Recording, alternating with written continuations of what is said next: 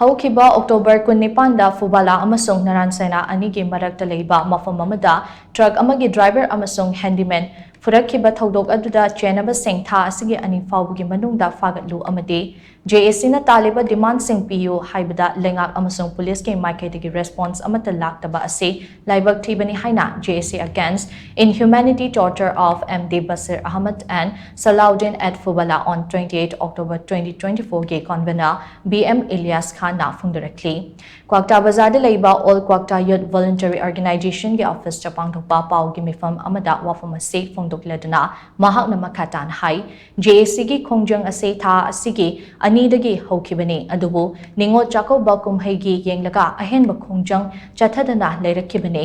thoudok adugi matangda ngasi moirang asigi emilega unaraga wari sanaragani wari sanaba aduda yanaba puraktrabadi hayengdagi akanba khongjang JAC na kwakta gi CSO singa pullaga changsin ba horagani hainasu mahakna makhatana phongdokhi Phubala to Naranseina Gunung the Houkhiba driver for the Matanga. Poina, JAC maikei Tagi phaobagi manungda piyu and haibada. Thoudokta police department maikei karigba respond Laktabasi